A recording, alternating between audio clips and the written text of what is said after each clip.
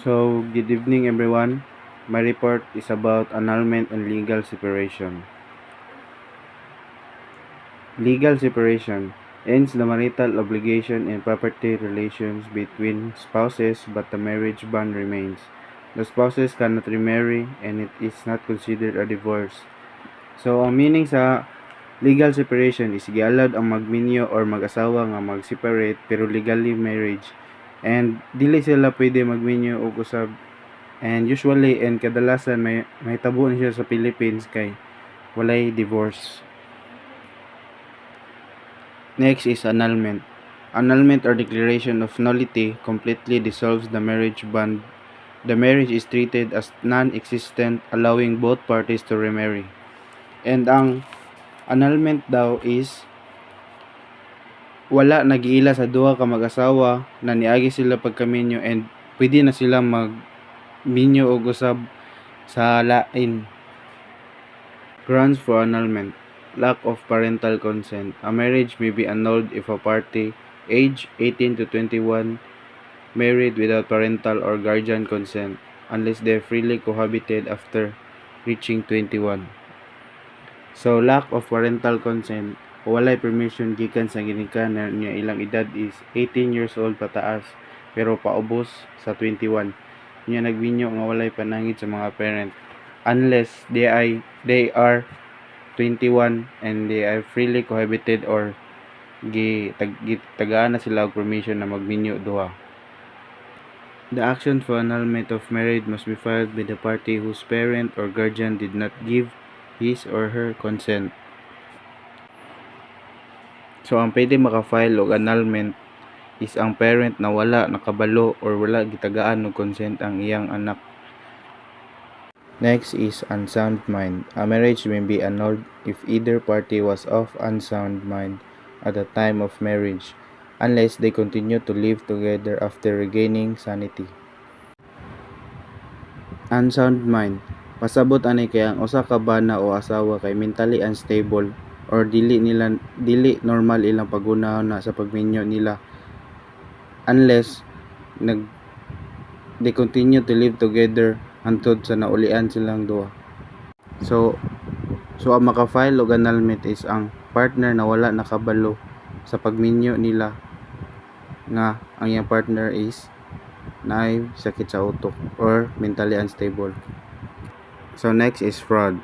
A marriage may be annulled if consent was obtained through fraud, unless the injured party continued to live with the other spouse after discovering the truth.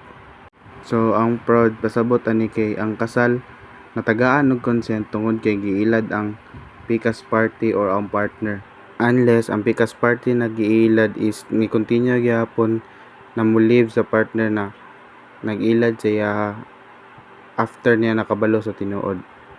The action for annulment of marriage must be filed by the injured party within 5 years after discovery of the fraud. So, kailangan ang giilad na party is mag-file og annulment within 5 years after niya nakabalo nga giilad siya. Examples of fraud. Number 1, he or she concealed having a criminal record. 2, concealed that the woman was pregnant by another man. 3 is he or she concealed a drug addiction. Next is force, intimidation, or induced influence. The annulment must be filed by the injured party within 5 years from the time the force, intimidation, or undue influence disappeared. So, pwede ka mag-file og annulment kung ang inyong kasal nahitabo tungod kay gipugos ka, gihadlo ka, na pressure o na-impluwensyahan ka pag-ayo. And kung gipugos ka pagkasal o nahunong ang pagpapugos sa 2020, for example, nakay panahon ng 2025 para mag-file og annulment. Next is sexually transmitted disease. A marriage may be annulled if either party had a serious, apparent, incurable sexual transmitted disease at the time of marriage. The action for annulment of marriage must be filed by the injured party within 5 years after the marriage. So, ang meaning ato is pwede ma-annul ang kasal kung ang usa ka magtig-ayon adunay seryoso o daw dili na matambalan nga sexual transmitted disease sa panahon sa pagkasal nila. Kung nakita nimo nga ang pwede mag-file is ang nabiktima o wala kay balo sa sakit, mao ang pwede mo file sa annulment. And kinahanglan mag-file og kaso sulod sa 5 ka tuig gikan sa adlaw sa ilang pagkasal. Next is grounds for legal separation. Violence and coercion. Number 1. Under the Family Code of the Philippines, legal separation may be filed based on specific grounds provided by the law. Number 2. Legal separation may be granted in cases of repeated physical violence, abusive conduct, or moral pressure forcing a spouse to change religious or political beliefs. Subay sa Family Code sa Pilipinas, pwede ka mag-file og legal separation kung naay mga rason nga gitugutan sa balaod. And pwede mag-grant ang legal separation kung naay pabalik-balik nga physical nga kasakit o pananakit or repeated physical violence, naay abusadong pamantasan sa kapikas or partner, naay pamugos o pressure or moral coercion nga magpugos nimo nga usbon ang imong religion o political nga pagtuo. In short, pwede ka mangayo og legal separation kung ang imong kapikas abusado o gapugos nimo, ilabi na kung naay violence o gipugos ka usbon imong tinuoan. And then next is corruption or inducement. Number 3. Legal separation may also be granted if a spouse attempts to corrupt or induce the other spouse or a child into prostitution or similar acts. So ang meaning ato is kung ang imong kapikas or partner nagdala o nagpasulod sa immoral nga binuhatan sama sa prostitution, it's either ikaw o imong anak, dako na nga rason para mangayo ka og legal separation. Next is criminal conviction and vices.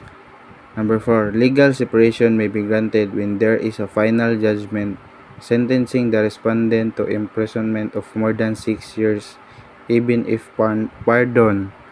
5 is it may also be granted when the respondent is guilty of drug addiction or habitual alcoholism. So ang meaning as to is kung ang imong kapikas o partner na priso og dugay, for example 6 years, o adunay seryosong bisyo sama sa droga o sobra nga pag-inom, pwede na nimo gamiton nga basihan para sa legal separation. Next is immoral acts. Number 6. Legal separation may be granted when the respondent commits lesbianism or homosexuality. 8. It may also be granted when the respondent commits sexual infidelity or perversion. So meaning ato is kung ang imong partner dili na tinud-ano o nagbuhat dili angay nga sexual nga binuhatan, pwede na nimo gamiton nga rason para mag-file ka og legal separation. And then the next one is marriage and family offenses. Number 7. Legal separation may be filed when the respondent contracts a subsequent bigamous marriage within the Philippines or abroad. It may be granted when the respondent abandoned the petitioner without justifiable cause for more than 1 year. So meaning ato is pwede ka mag-file og legal separation kung ang imong partner nagpakasal og lain bisan kasado pa mo, bisan pa naitabo na sa Philippines o sa gawas na country. And pwede pod usab kung ang imong kapikas nibiya nimo nga walay klarong rason sulod sa 1 ka tuig. In short, kung ang imong kapikas nagminyo og lain o gibiyaan ka dugay nga walay hinungdan, pwede na nimo gamiton nga basihan para mag-file ka og legal separation. Next is violence and attempted harm. Legal separation may be granted when the respondent attempts against the life of the petitioner. So ang meaning ato is kung ang imong partner ni try og pagpasakit o pagpatay nimo dako na kini nga rason para mangayo ka or mag-file ka og legal separation. Grounds for denial of legal separation. The petition may be denied if the aggrieved party has condoned the offense or act complained of. So kung napasaylo na sa biktima o partner ang sayop nga nahitabo, dili na siya pwede magpadayon og kaso para sa legal separation. Number 2 is it may be denied if the aggrieved party consented the commission of the offense or act complained of. Kung ang biktima or ang partner miuyon sa sayop nga nabuhat sa pikas party, dili na siya pwede makakuha og legal separation base niya nga rason.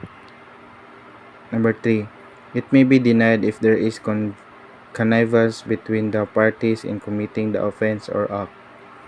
Kung ang asawa is nasayod o niuyon nga ang bana adunay relasyon sa laing babae tungod sa ilang kasabutan o kaayuhan, dili niya mahimong gamiton kini nga rason para sa legal separation. Number 4, it may be denied if both parties have given grounds for legal separation. So ang meaning ato is kung ang asawa ug bana parehas adunay adultery or infidelity, dili mahimo ang usa mag-file og legal separation based sa maong gihimong rason kay parehas man silang nakasala. Number 5, it may be denied if there is collusion between the parties to obtain a decree of legal separation. So ang meaning ato is kung ang asawa ug bana nagasanabot magtinabangay para makakuha og legal separation bisan pa og walay tinuod nga rason o ilang gihimo ra ang kaso para formal lang tan-awon nga valid ang ilang pag-file og legal separation. Number 6, it may be denied if the action is barred by prescription. So ang meaning ato is pwede i-deny sa korte ang petition sa legal separation kung ang pagpasa sa legal separation o pag-file sa kaso is late na kayo. And that's all. Thank you.